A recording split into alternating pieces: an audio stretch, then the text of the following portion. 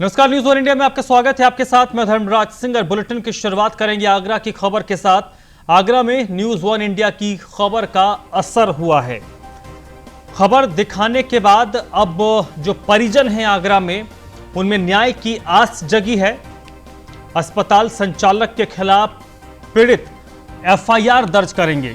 अस्पताल के संचालक का एक वीडियो वायरल हुआ था, जिसमें ये जो पारस हॉस्पिटल है आगरा का, उसके संचालक का ये वीडियो था जो वायरल हुआ था।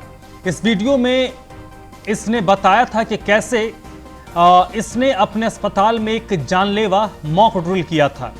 पारस अस्पताल में कोरोना संक्रमित का इलाज चल रहा था।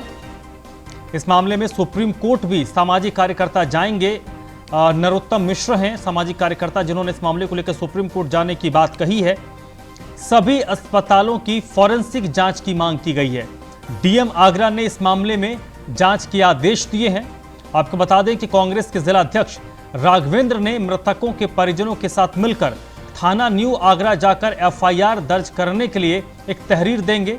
इस मामले में सोशल मीडिया पर भी लोग अस्पताल संचालक के खिलाफ कार्रवाई की मांग जोर शोर से कर रहे हैं। हालांकि उन्हीं की मेहरबानी से पिछले साल सील किए गए हॉस्पिटल को कोविड अस्पताल बनाया गया था।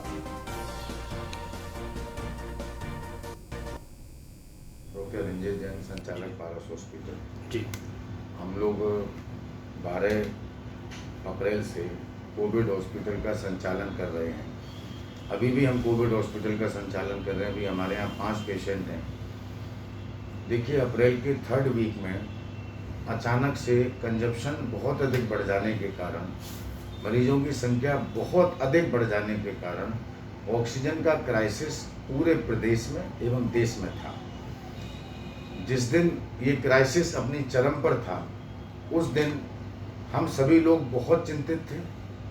हमने अपने वेंडर से बहुत निवेदन किए कि आप कुछ भी करिए, किसी प्रकार से ऐसा व्यवस्था बनाइए कि ऑक्सीजन की आपूर्ति लगातार बनी रहे। और हमने हमारा जो आईएमए का ऑक्सीजन का ग्रुप था, उसमें भी हमने अपनी परेशानियों को शेयर किया कि मैं डॉक्टर रंजीत जैन।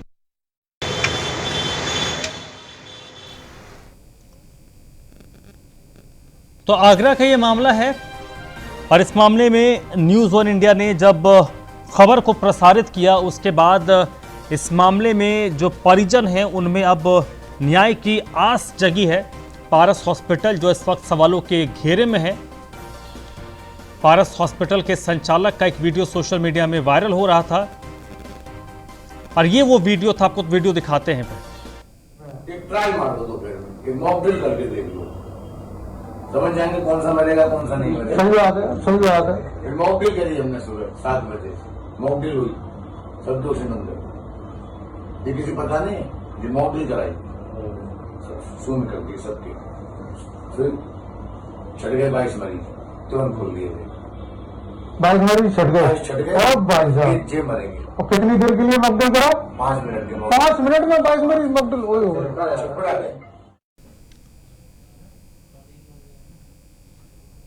तो ये वो वीडियो है जो सोशल मीडिया में वायरल हो रहा है। इस वीडियो को आप समझिए। एक अस्पताल जो कोविड हॉस्पिटल है, वहां पर कोरोना के मरीज एडमिट हैं, ऑक्सीजन की कमी हो रही है। तो अस्पताल संचालक के दिमाग में एक फितूर चढ़ता है कि क्यों ना हम एक मॉक ड्रिल करके देखें कि कितने लोग ऑक्सीजन के बगैर कुछ देर सर्वाइव कर सकते हैं और कितने मरीज बगैर ऑक्सीजन के सर्वाइव नहीं कर सकते। एक मॉक ड्रिल करने का फितूर उसके दिमाग में चढ़ता है और ये खुद इस वायरल वीडियो में ये कह रहा है। उसके बाद मॉक ड्रिल होता भी है, इसकी जानकारी किसी को नहीं होती है। और इस वीडियो के शब्दों में कहें तो एक झटके में 22 मरीज छट गए, यानी 22 मरीज मर गए, उनकी मौत हो गई क्योंकि उनकी ऑक्सीजन की सप्लाई को बाधित कर दिया गया। अगर उनकी ऑक्सीजन सप्लाई को बाधित नहीं किया गया होता तो शायद उन मरीजों की जान बच जाती। वीडियो सोशल मीडिया पर सर्कुलेट हुआ, वायरल हुआ। न्यूज़ वन इंडिया ने खबर को प्रसारित किया। अब परिजन इस मामले में जिन्होंने अपने अपनों को खोया है, अब उन लोगों में ये उम्मीद जगी है कि इस मामले पर कार्रवाई होगी, एक्शन होगा और उन्हें इंसाफ मिलेगा। हालांकि कुछ लोग ऐसे भी हैं जो इस मामले को देश की सर्वोच्च अदालत तक ले जाने की सोच रहे हैं। यह मामला सुप्रीम कोर्ट तक भी पहुंचेगा, इस बात की भी पूरी गुंजाइश है। इसको लेकर कई सामाजिक कार्यकर्ता अपनी बात कह रहे हैं। आगरा का ये मामला है, पारस हॉस्पिटल जिस वक्त सवालों के घेरे में है। कई सारे सवाल पारस हॉस्पिटल को लेकर इस वक्त उठ रहे हैं। नरोत्तम मिश्रा हैं सामाजिक कार्यकर्ता, जिन्होंने कहा है कि इस मामले को लेकर सुप्रीम कोर्ट जाएंगे। सुप्रीम कोर्ट में इस मामले को उठाया जाएगा, सुप्रीम कोर्ट के समक्ष इस मामले को रखा जाएगा। इस वक्त मेरे साथ कृष्णा त्यागी जुड़ चुके हैं। इसी पर ज्यादा जानकारी के साथ कृष्णा, एक संगीन और गंभीर मामला, और सीधे सीधे कहें तो ये मामला हत्या का है। 22 लोगों की हत्या कर दी गई अस्पताल में। इस मामले में अब परिजन क्या कह रहे हैं? जिन लोगों ने अपनों को खोया है उनकी अब क्या प्रतिक्रिया आ रही है? उनका क्या रिएक्शन था जब ये वीडियो सोशल मीडिया पर वायरल हुआ? धर्मराज जी, मैं आपको बता दूं, यह वीडियो पारस हॉस्पिटल बताया जा रहा है कि 26 अप्रैल का ये वीडियो था, जो सोशल मीडिया पर वायरल होने के बाद उसमें डॉक्टर अरिन जैन खुद इस बात को कहते हुए नजर आ रहे हैं कि उससे 5 मिनट के लिए ऑक्सीजन की गई, उसके बाद 22 मरीज उसमें छटे गए। तो सबसे बड़ा सवाल ये है, उसके बाद डॉक्टर अरिन जैन से बातचीत की तो इस वीडियो को वो फर्जी तरीके से साजिशन उसे बता रहे हैं। तो निश्चित तौर से जिस प्रकार डॉक्टर अरिन जैन इस वीडियो को बारे में खंडन करते हुए नजर आ रहे हैं, तो सोचने वाली बात यह है कि जिस समय 26 तारीख में 96 मरीज उसमें एडमिट थे, उसके बाद डॉक्टर अरिन जैन को 22 मरीज छटते हुए बताए जा रहे हैं। तो कहीं न कहीं डॉक्टर अरिन जैन पारस हॉस्पिटल के इस मामले में खूब बचाव करते हुए नजर आ रहे हैं। इस टाइम मेरे साथ कांग्रेस जिलाध्यक्ष आगे नीलू भी मेरे साथ मौजूद है। इनसे बातचीत करते इस पूरे मामले को लेकर उनका क्या कहना है। सर, नाम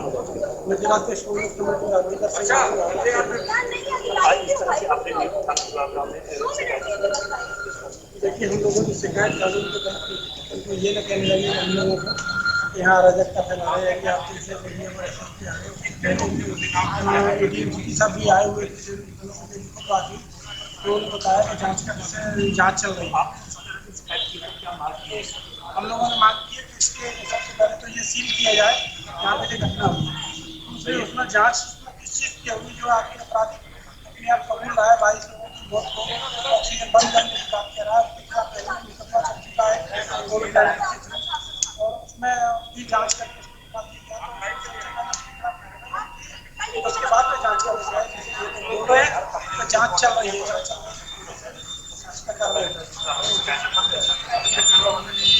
प्रशासन का भी जैसे फॉर्मेलिटी बताओ जो होता है उसी पे हम लोगों ने एफआईआर नहीं हो सकती है, तो इसकी प्रथम दृष्टया जो रिपोर्ट होती है उसको देखो। प्रशासन करने को तैयार नहीं है अभी।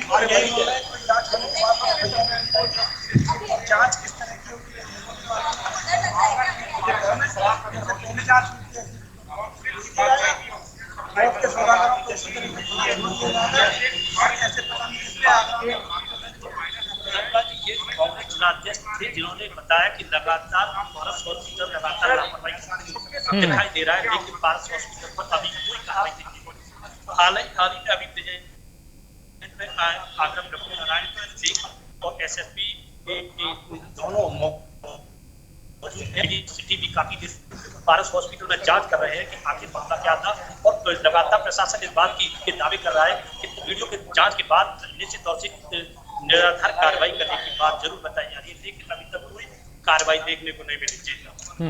लेकिन डॉक्टर की तरफ से जो बयान आ रहा है वो संभवतः किसी के गले नहीं उतरेगा। डॉक्टर अब अगर ये कह रहे हैं कि वीडियो के साथ अगर मॉफ्ट किया गया है वीडियो, तो वो तो जांच में क्लियर हो जाएगा।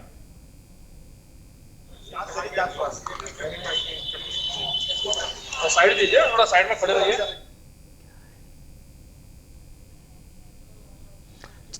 चलिए कृष्णा, बहुत बहुत शुक्रिया आपका। वैक्सीन को लेकर अखिलेश यादव ने यू टर्न लिया है। डिप्टी सीएम केशव प्रसाद मौर्य ने अखिलेश यादव के इस ट्वीट के बाद जवाब दिया है।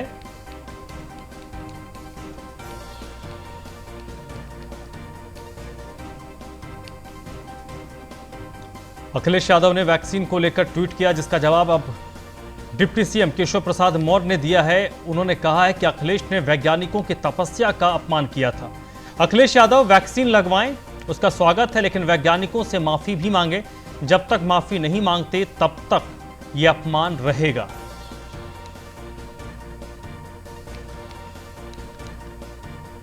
यह केशव प्रसाद मौर्य का ट्वीट है, जो उन्होंने अखिलेश के ट्वीट पर जवाब दिया है। वह यूपी सरकार के मंत्री मोहसिन रजा ने वैक्सीन को लेकर अखिलेश के यू टर्न पर क्या कुछ कहा है, वो आपको सुनवाते हैं। सपा मुखिया अखिलेश यादव जी ने वैक्सीनेशन को लेकर आज जो ट्वीट किया है, ये कल चूंकि नेताजी ने उनको संदेश दे दिया कि आपने जो वक्तव्य दिया था कि हमारी सरकार आएगी तो हम वैक्सीन लगवाएंगे, अब उन्होंने बता दिया कि आपकी सरकार नहीं आने वाली। उन्होंने 2017 में भी आपको बताया था कि आपकी सरकार नहीं आने वाली है। कल भी नेताजी ने आपको संदेश दे दिया है। तो ये उस संदेश से हार मानते हुए आज उन्होंने अपने बयान को पलटा और पलट कर ये कहा कि अब वैक्सीन लगाने की हम बात कर रहे हैं। देश के प्रधानमंत्री आदरणीय मोदी जी लगातार 130 करोड़ लोगों के लिए काम कर रहे हैं। कोई भूखा न सोए, कोई वैक्सीनेशन से ना बचे, सबको वैक्सीनेट करा दिया जाए ताकि इस संक्रमण से बचे उत्तर प्रदेश में आदरणीय योगी जी। और आपका कहना है कि भाजपा की वैक्सीन नहीं लेंगे, तो 17 में भी आपको भाजपा की वैक्सीन लगी है और दूसरा डोज आपको आपके पिताजी ने संदेश दे दिया है कि वो 22 में लगेगा। भाजपा के डोज से आप बच नहीं सकते। वहीं इसी मामले में समाजवादी पार्टी के प्रवक्ता अनुराग भदौरिया ने क्या कुछ कहा है, वो भी आपको सुनवाते हैं। हम समाजवादी लोग हमेशा से टीका पे राजनीतिकरण का विरोध करते हैं। भारतीय जनता पार्टी टीका पे राजनीतिकरण कर रही थी, वो हर जगह उसके प्राइस अलग अलग कर दिए। कमाल है भाई। और ऐसा दर्शा रही थी जैसे टीका भारतीय जनता पार्टी ने बनाया हो। ये टीका हमारे देश के वैज्ञानिकों ने बनाया है, ये हिंदुस्तान का टीका है। भारतीय जनता पार्टी इसको ऐसे दर्शाती जैसे लगता है भारतीय जनता पार्टी ने बना दिया हो। ये वैज्ञानिकों का है, हम हिंदुस्तान के वैज्ञानिकों का सम्मान करते हैं। मेरी दूसरी मांग थी कि टीका फ्री में लगना चाहिए पूरे हिंदुस्तान को। आज हमारी मांग को सरकार ने माना है और फ्री में टीका हिंदुस्तान को लग रहा है, तो समाजवादी भी लगवा रहे हैं। हम चलिए बढ़ते आगे। विधान परिषद में भारतीय जनता पार्टी की ताकत में इजाफा होने वाला है, क्योंकि 5 जुलाई को विधान परिषद में 4 सीटें खाली हो रही हैं और मनोनीत सदस्य अब विधान परिषद पहुंचेंगे। इनमें से 3 ऐसे सदस्य हैं जिनका कार्यकाल खत्म हो गया है और 1 सदस्य जिनका निधन हो गया है। ये चारों समाजवादी पार्टी के कोटे से विधान परिषद के सदस्य थे। अब इन पदों पर बीजेपी के सदस्यों का मनोनयन तय माना जा रहा है। इस वक्त उत्तर प्रदेश के उच्च सदन में 36 बीजेपी के सदस्यों की संख्या होगी, वहीं समाजवादी पार्टी के सदस्यों की संख्या घटकर 47 रह जाएगी। मनोनीत कोटे से श्रीराम सिंह यादव, लीलावती कुशवाहा, रामवृक्ष सिंह यादव और जितेंद्र यादव का कार्यकाल खत्म हो रहा है, जबकि एमएलसी एसआरएस यादव की सीट उनके निधन के बाद से खाली है।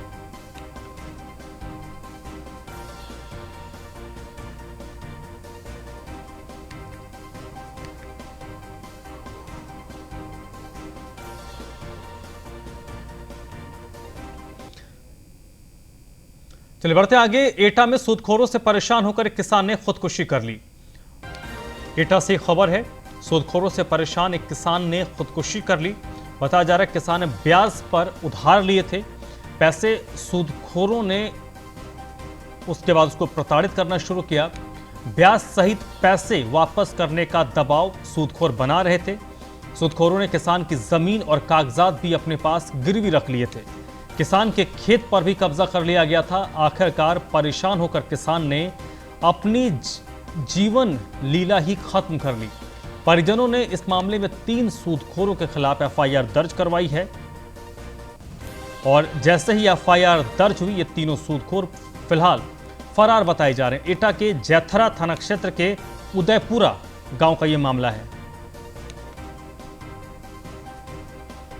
पंडित ने इनको बुलाया था। कौन पंडित? वीरेंद्र मिश्रा। पूरा मामला विस्तार से समझाएं। मतलब इनका खेत वहाँ पर रखा हुआ था, गिरवी। हाँ। इसलिए इनको वहाँ पर बुलाया था। हाँ। उनके यहाँ गए और ये जब घर लौट के गए कल, तो ये नशे की हालत में थे। अच्छा, फिर आपने क्या किया? फिर हम लोगों ने देखा, फिर इनको उल्टी हुई, फिर हम डॉक्टर के पास ले जा रहे थे, वहीं पर इनकी खत्म हो गए। अच्छा, इसकी तहरीर वगैरह आपने कहीं दी थी क्या? हाँ, चौकी को दी है। हाँ, तो चौकी इंचार्ज ने कुछ जवाब दिया? हाँ, ये कहा तो 2 घंटे में रिपोर्ट दे देंगे। इस प्रकरण की जानकारी मुझे कल मिली थी। ये शाह के परिवार से है शायद मृतक। तो प्राथमिक जानकारी ये है कि उसके द्वारा किसी पॉइजनस पदार्थ खाने से उसकी डेथ हुई है। उसका पुलिस द्वारा पोस्टमार्टम कराया गया है। कल वो लगभग 12-1 बजे 2 बजे के आसपास जो धूमरी चौकी पे वो लोग गए थे और उन्होंने कोई आशंका व्यक्त की। उसके क्रम में जो है पुलिस द्वारा FIR दर्ज कर ली गई है। जहाँ तक बात उसके खेत पर अवैध पोजेशन की है तो ऐसा प्रकरण संज्ञान में नहीं है। यदि ऐसा कोई होगा तो उसकी जांच कराई जाएगी। जो भी नियम संगत कार्रवाई होगी जरूर की जाएगी। RB द्विवेदी इस वक्त मेरे साथ जुड़ चुके हैं इसी पर ज़्यादा जानकारी के साथ। RB द्विवेदी, क्या वाकई ये जो पूरा मामला है वो सूदखोरों से परेशान होकर खुदकुशी करने का ही है? जी, आपको बताना चाहूंगा, एटा जनपद के थाना केथरा का मामला है, जहां पर सूदखोरों की वजह से एक व्यक्ति को आत्महत्या करने पर मजबूर हो गया। सूदखोर जो है 45,000 रुपए के 90,000 डबल करके उसने दे भी दिए थे मैं ब्याज के। उसके बाद में भी सूदखोर उसका पीछा नहीं छोड़ रहा था। उसी को लेकर के उसने उससे गिरवी रखे हुए इकरारनामा भी करा लिया, तहसील में बैनामा भी इकरारनामा करा लिया रजिस्टर। तो उसी से वो उसको हड़का रहा था जबरदस्ती और उस पर दबाव बना रहा था पैसे लेने के लिए।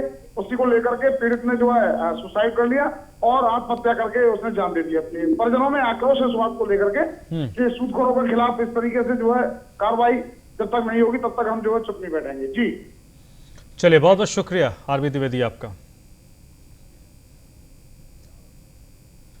प्रयागराज में बदमाशों ने एक युवक की पिटाई कर दी और इस पिटाई का बाकायदा वीडियो भी बना और वीडियो सोशल मीडिया पर वायरल हो रहा है। प्रयागराज का मामला है जहां पर बदमाशों ने एक युवक की पिटाई की। पिटाई का वीडियो सोशल मीडिया पर वायरल हो रहा है और आरोप सोनू नाम के एक युवक पर है कि सोनू ने ही पिटाई की है। प्रयागराज के राजापुर कछार थाना क्षेत्र का यह मामला है। अफान भाई गलती होगी, अफान भाई कह रहे भाई गलती भाई है, भाई मार मार भाई है, भाई भाई है, बस कर भाई हम ना मगर भाई अफान भाई गलती होगी, भाई भाई भाई गलती होगी, अफान भाई।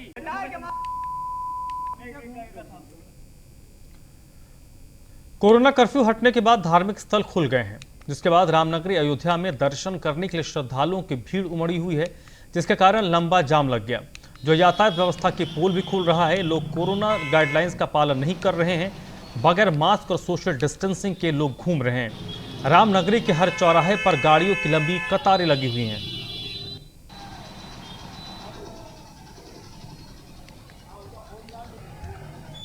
अयोध्या में मंदिरों में जैसे ही मंदिरों के कपाट खुले उसके बाद कई जगहों पर जाम की स्थिति नजर आई, क्योंकि मंदिरों में दर्शन के लिए भक्तों की भीड़ इकट्ठा हो रही है और उस दौरान कोरोना के जो गाइडलाइंस है उनका भी उल्लंघन किया जा रहा है। राघवेंद्र इस वक्त मेरे साथ जुड़ चुके हैं इसी पर अपडेट के लिए। राघवेंद्र, क्या लोगों ने अभी तक कोरोना को गंभीरता से नहीं लिया या फिर लोग ये मानकर चल रहे हैं कि कोरोना कर्फ्यू खत्म हुआ इसका मतलब कोरोना ही खत्म हो गया? निश्चित तौर पर जिस तरह से अयोध्या में आज श्रद्धालुओं का तांता लगा हुआ है, आप टीवी स्क्रीन पर देख सकते हैं कि जो गाड़ियां एक बड़ी कतार में लगी हुई है, सभी लगभग गाड़ियां अयोध्या या यूं कहें कि उत्तर प्रदेश के बाहर के भी राज्यों से गाड़ियां अयोध्या पहुंची हुई हैं। कोरोना को लेकर के ना तो कोई गंभीर दिखाई दे रहा है, ना ही लोगों के चेहरे पर कहीं कोई मास्क है। संवेदनहीनता की बात अगर मैं कहूं कि यातायात व्यवस्था पूरी तरह से आज अयोध्या में दम तोड़ता दिखाई दे रहा है। अयोध्या में हर एक सड़क पर, हर एक गली में लंबी कतारें लगी हुई हैं। ना तो कहीं यहाँ ट्रैफिक के जवान यहाँ पर दिखाई दे रहे हैं, ना ही सिविल पुलिस के लोग इसमें कई भीड़ को कम करने में दिखाई दे रहे हैं। खुद घरों के बाहर लोग निकल कर लोगों को निकलवाने में मदद कर रहे हैं। सबसे खास चीज मैं आपको बता दूं कि जिस तरह से कोरोना को लेकर के राज्य और केंद्र की सरकार लगातार प्रयास करती रहती है, सोशल डिस्टेंसिंग को लेकर के तरह तरह के प्रचार किए जाते हैं, लोगों को अवेयर किया जाता है।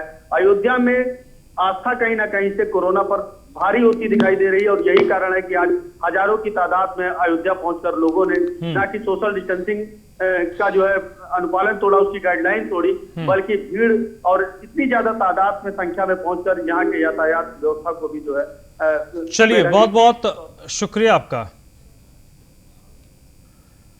मथुरा के बांके बिहारी मंदिर में भक्तों की भीड़ इकट्ठा हो गई है।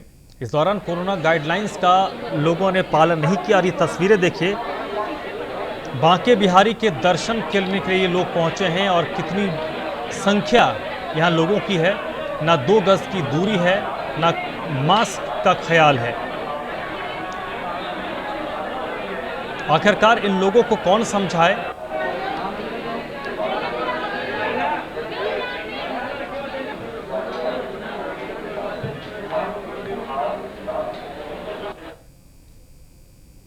इस बुलेटिन में फिलहाल इतना ही।